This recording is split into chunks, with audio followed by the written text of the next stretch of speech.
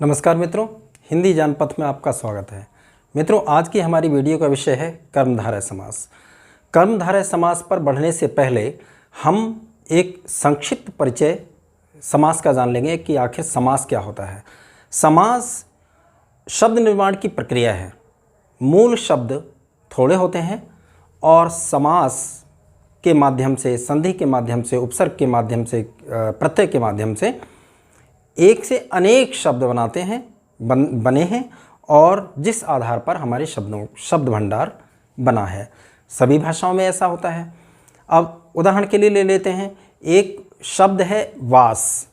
वास में प्र उपसर्ग लगा दिया, एक नया शब्द बन गया प्रवास। शब्द एक ही है, आ उपसर्ग लगा दिया आवास, नि उपसर्ग लगा दिया निवास।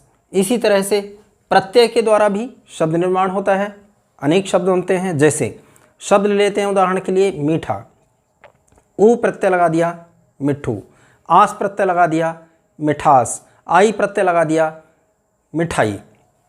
इसी तरह से संधि भी शब्द निर्माण करती है। संधि में जैसे शब्द है हिम, आलय शब्द जोड़ दिया, हिमालय एक तीसरा शब्द बोले। दो शब्द थे हिम और आलय, अब तीसरा शब्द लगा दिया, दोनों को जोड़ दिया तो तीसरा शब्द बन गया हिमालय। इसी तरह से प्रत्यय होता है। प्रत्यय में किन्हीं दो शब्दों को मिला करके, इनको पास पास मिला करके परस्पर संबंध रखने वाले जो संबंधित हैं एक दूसरे से, उनको आपस में पास पास मिला करके उनके बीच के विभक्ति और उपसर्ग को हटा करके मिला दिया जाता है और एक नए शब्द का निर्माण हो जाता है और इस तरह से हमारा एक नया शब्द बन जाता है। बस ये नव शब्द निर्माण की जो प्रक्रिया है यही समास है। संधि, समास, उपसर्ग, प्रत्यय, ये शब्द निर्माण की प्रक्रियाएं हैं, शब्द निर्माण में के सहायक तत्व हैं। हमारा है समास। तो समास में देखिए, समास परस्पर संबंध रखने वाले एक से अधिक शब्दों के संक्षिप्तीकरण अर्थात मेल की प्रक्रिया को समास कहते हैं। अब उदाहरण के लिए जैसे हमारा शब्द है, कोई भी शब्द ले लेते हैं हम, कर्मधारय समास का ही शब्द उदाहरण ले लेते हैं। उदाहरण है नील और कमल, ये ले लीजिए। या ले लीजिए एक सरल सा उदाहरण ले लीजिए, राजकुमार। राजा का जो कुमार है, राजा का जो पुत्र है, उसको हम राजकुमार बोलते हैं, राजा का कुमार, और इसको हम बोल देते हैं राजकुमार। इसमें हमने देखिए क्या किया है, देखिए इसमें क हटा दिया है और इन दोनों को पास पास में ला करके राजकुमार शब्द एक नया शब्द बन गया है। इस तरह से यह प्रक्रिया समास कहलाती है। अब यहाँ पर संक्षेप में हम बात करेंगे कि इसमें देखिए दो पद हैं, मुख्य पद दो थे, राजा और कुमार। अब इनको मिला करके इसमें भी दो पद हैं, राज और कुमार, दो पद हैं। समास में संक्षिप्तीकरण में, मेल करने में मुख्य रूप से दो पद होते हैं, उनको मिला करके एक कर दिया जाता है। तो यहाँ आप देखेंगे दो पद हैं, तो कुछ पारिभाषिक शब्द हैं, उनकी बात करेंगे हम। यहाँ पर देखिए जो पहले वाला पद है उसको कहते हैं हम पूर्व पद, और उत्तर वाला जो पद है इसको हम कहते हैं उत्तर पद। बाद वाले पद को उत्तर पद। और जो मिला करके जो एक शब्द बनाया है इसको क्या कहते हैं, समस्त पद। इसको कहते हैं समस्त पद। समस्त पद कहिए या फिर इसको सामासिक पद भी कहते हैं, सामासिक पद भी कहते हैं। अच्छा, ये जो पूर्ण रूप है, इसका अन्वय रूप है, कहिए अर्थ के रूप में, जो पूरा वाक्यांश रूप है, इसको हम कहते हैं विग्रह। ये चार हमारे पारिभाषिक शब्द हैं, ये ध्यान रखने की बात है। इस तरह के प्रश्न प्रतियोगी परीक्षाओं में पूछे भी जाते हैं। क्या है, समस्त पद, समास विग्रह, समस्त पद, पूर्व पद और उत्तर पद। ये 4 मुख्य चीज़ें होती हैं समास में। अब हमारा आज का जो टॉपिक है कर्मधारय समास। कर्मधारय समास में होता क्या है, जैसे आपने तत्पुरुष समास पढ़ा। तत्पुरुष समास में क्या होता है कि उत्तर पद की प्रधानता होती है। अव्ययी भाव समास पढ़ा। अव्ययी भाव समास में क्या होता है कि पूरा पद अव्यय का काम करता है। पूर्व पद अव्यय होता है और समास होने के बाद पूरा पद अव्यय का कार्य करता है, अव्यय के रूप में प्रयुक्त होता है। इसकी अपनी विशेषता है। देखिए, 2 पद तो समास में होते ही होते हैं, सीधी सी बात है, 2 पद होते हैं। तो कर्मधारय समास में क्या होता है कि एक पद दूसरे पद की विशेषता बताता है, कर्मधारय। अब वो विशेषता किस तरह से बताता है? विशेषता बताने के 2 माध्यम होते हैं, स्पष्ट सा है। 2 माध्यम होते हैं। एक तो ये है किसी के विशेषण लगा करके, उसकी विशेषता बता करके हम उसकी विशेषता को, उसकी खासियत बताते हैं। अच्छा, और दूसरा होता है किसी से समानता दिखा करके, किसी से तुलना करके, उपमान का प्रयोग करके हम 2 प्रकार से किसी की विशेषता बताते हैं। कौन कौन से? एक तो विशेषण के माध्यम से या उपमान के माध्यम से। तो कर्मधारय समास का मतलब है कि एक पद दूसरे पद की विशेषता बताता है, और विशेषता बताने के 2 माध्यम होते हैं, एक विशेषण के द्वारा और एक उपमान के द्वारा। इसका मतलब ये होता है कि कर्मधारय समास के 2 उपभेद हुए। कौन कौन से? एक विशेषण विशेष्य और दूसरा उपमान उपमेय। देखिए, हम इसकी परिभाषा पर एक बार दृष्टिपात करेंगे। जिस समास में पूर्व पद एवं उत्तर पद, पूर्व पद, जैसे मान लीजिए एक उदाहरण ले लेते हैं, जैसे ये राजकुमार उदाहरण लिया, पूर्व पद राज है, ये हालांकि तत्पुरुष का उदाहरण है, ये समास की व्याख्या में बताया है हमने, ये कर्मधारय यहाँ से शुरू होता है। तो देखिए आप, इसका हम अगर इसका उदाहरण ले लें तो मान लीजिए नील कमल, कर्मधारय समास का उदाहरण। तो पूर्व पद नील, उत्तर पद कमल। तो पूर्व पद एवं उत्तर पद में विशेषण विशेष्य अथवा उपमान उपमेय का संबंध होता है। इसमें देखिए, इसमें विशेषण विशेष्य का संबंध होगा या उपमान उपमेय का संबंध होगा, जैसा कि अभी हमने बताया था आपको। तो समास, जिस समास में पूर्व पद एवं उत्तर पद में विशेषण विशेष्य अथवा उपमान उपमेय का संबंध हो, वह कर्मधारय समास होता है। अब यहाँ देखिए क्या है, यहाँ नील मतलब नीला, कमल लोटस। तो पहला पद, एक पद दूसरे पद की विशेषता बता रहा है, और कैसे बता रहा है? ये इसके विशेषण के रूप में नील शब्द, एक पद विशेषण है, पूर्व पद विशेषण है और दूसरा पद विशेष्य है। तो इस प्रकार से ये विशेषण और विशेष्य के भाव से है, संबंध है इनका, इसलिए यहाँ पर कर्मधारय समास है, जहाँ एक पद दूसरे पद की विशेषता बताता है, और विशेषता उपमान उपमेय के माध्यम से बताए या फिर विशेषण विशेष्य के माध्यम से बताए। जहाँ एक पद दूसरे पद की विशेषता बताता है, वहाँ कर्मधारय समास होता है। तो यहाँ पर एक पद विशेषण है, नील विशेषण है और कमल उसका विशेष्य है। तो इस प्रकार से यह हमारा कौन सा समास हुआ? कर्मधारय समास हुआ, जहाँ एक पद विशेषण विशेषण हो, दूसरा विशेष्य हो, या अथवा एक पद विशेषण हो और दूसरा विशेष्य हो, या एक पद उपमान हो और दूसरा उपमेय हो। इस स्थिति में वहाँ पर कर्मधारय समास होता है। सीधी सीधी बात यह है, एक पद दूसरे पद की विशेषता बताता है। चलिए अब हम इसके भेदों की ओर चलेंगे। देखिए, अभी अभी परिभाषा से स्पष्ट हो गया है कि विशेषण विशेष्य भाव हो, उसमें संबंध हो दोनों पदों में, या उपमेय उपमान का संबंध हो। जहाँ ऐसी स्थिति होती है वहाँ कर्मधारय समास होता है। इसका मतलब इसके 2 भेद होते हैं। कौन कौन से? एक तो विशेषण विशेष कर्मधारय और दूसरा उपमान उपमेय कर्मधारय, 2 हुए। अब देखिए, विशेषण विशेष कर्मधारय को पहले ले लेते हैं। नील कमल, यही उदाहरण है। नील कमल, एक पद इसका विशेषण है और दूसरा पद विशेष्य है।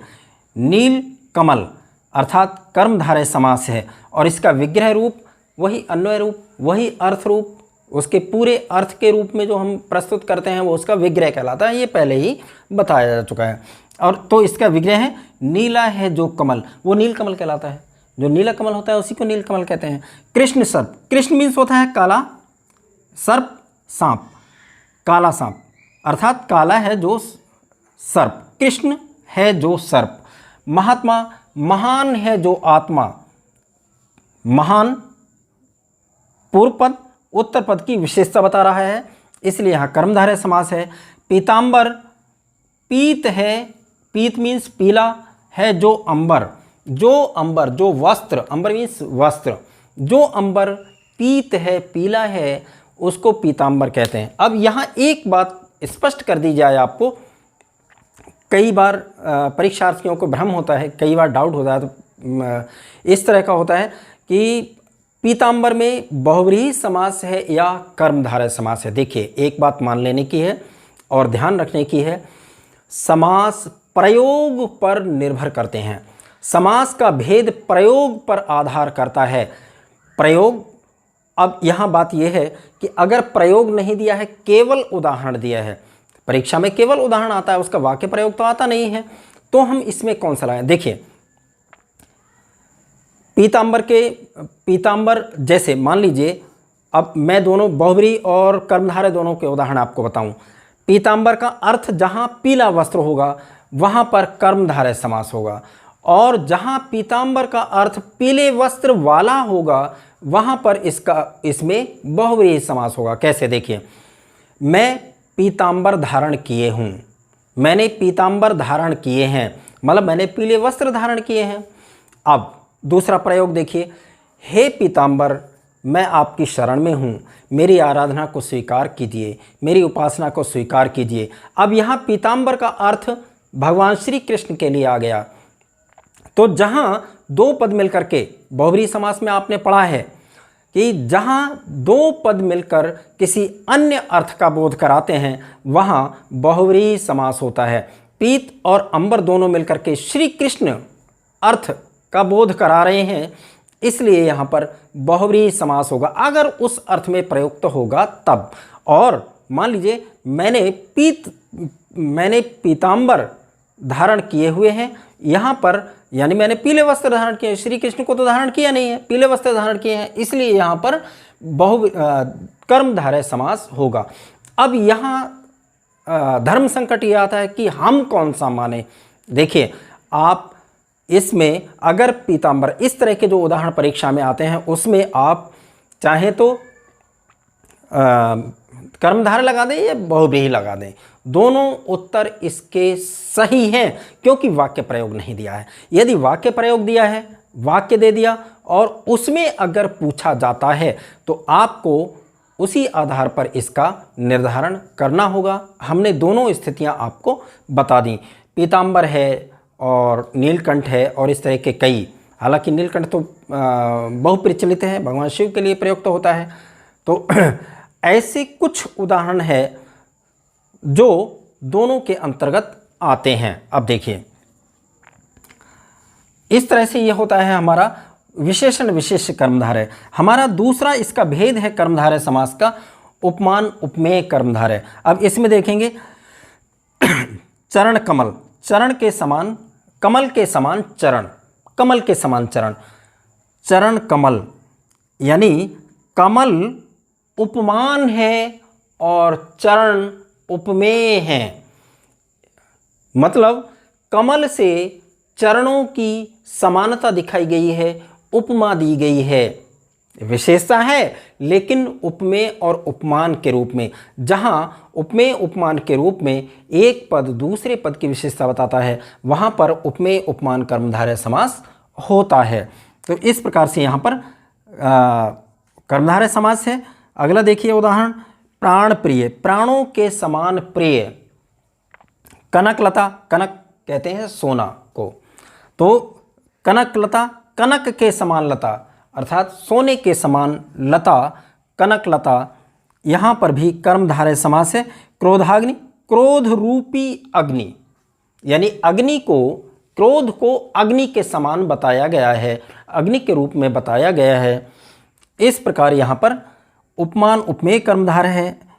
नरसिंह, सिंह के समान नर, उपमान उपमेय कर्मधारय है। नरसिंह और क्रोधाग्नि, ये बहुत महत्वपूर्ण उदाहरण है परीक्षा की, प्रतियोगी परीक्षा की दृष्टि से। अगला है घनश्याम, बहुत प्रचलित उदाहरण, बहुत प्रसिद्ध उदाहरण है।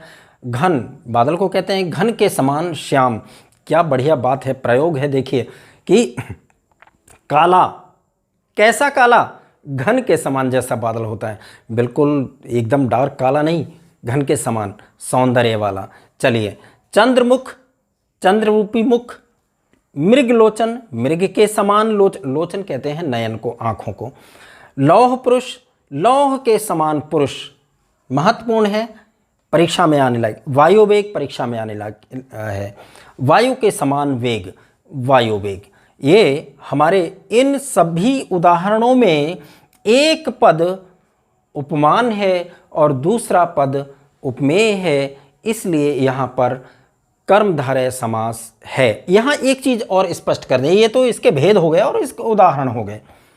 एक चीज यहाँ और स्पष्ट कर दें कि देखिए, कर्मधारय समास में भी उत्तर पद मुख्य है, प्रधान है। जहां उत्तर पद प्रधान होता है वहां कर्मधारय तत्पुरुष समास होता है। ये आपने तत्पुरुष समास में पढ़ा था। उत्तर पद प्रधान जहां होता है वहां तत्पुरुष समास होता है। और इसमें भी जैसे मान लीजिए नीलकमल शब्द है, नीलकमल में कमल प्रधान है, बड़ी सीधी सी बात है। उदाहरण के लिए अगर कहा जाए आपसे कि नीलकमल ले आइए, भगवान की पूजा के लिए नीलकमल लेकर के आइए, या कहा जाए रक्त पाटल लेकर के, बात एक ही है। उसका दूसरा उदाहरण हमने दे दिया, रक्त पाटल मतलब लाल गुलाब लेकर के आइए, या श्वेत पुष्प लेकर के आइए। श्वेत पुष्प, नीलकमल और श्वेत पुष्प एक जैसे उदाहरण हैं, इसलिए इसी को दे रहे हैं। अब देखिए, अगर श्वेत पुष्प कहा जाए, उदाहरण के लिए यहाँ लिख कर देख लेते हैं, श्वेत पुष्प, तो इसमें पुष्प मुख्य है। पुष्प मुख्य क्यों है? क्योंकि एक श्वेत तो केवल इसकी विशेषता बता रहा है, उसका विशेषण है, तो मुख्य क्या है? श्वेत पुष्प, पुष्प मुख्य है।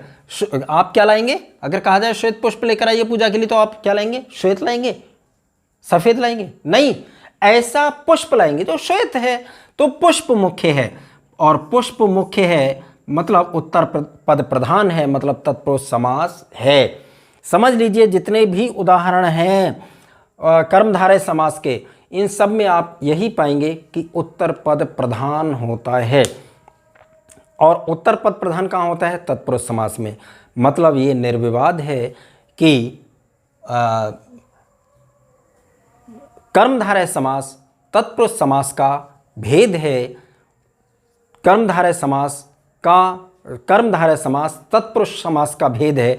अब यहाँ एक बात ये आती है कि तो फिर कौन सा लगाया जाए? नहीं, लेकिन अगर कर्मधारय की विशेषता मिल रही है, आपको कर्मधारय समास की विशेषता मिल रही है, तो आप कर्मधारय ही विकल्प चुनेंगे। उसकी विशेषता मिल रही है। अब उधर देखिए, हालांकि है उसी का भेद, लेकिन आप तो उसको स्पेसिफाई करेंगे ना, विशेष उसका जो अर्थ है, विशेष उसकी विशेषता जहाँ मिल रही है, आप तो उसका विकल्प चुनेंगे ना परीक्षा में, इसलिए आप कर्मधारय समास लगाएंगे। ये हमने केवल आपकी जानकारी के लिए बताया कि ये आपका तत्पुरुष का ही भेद है। तो इस तरह से आप देखेंगे कि ये आपके कर्मधारय समास के उदाहरण स्पष्ट हुए। यदि कहीं आपको किसी प्रकार का डाउट हो तो हमें कृपया कमेंट बॉक्स में ज़रूर लिखें। आशा है कि स्पष्ट हो गया होगा। बहुत बहुत धन्यवाद।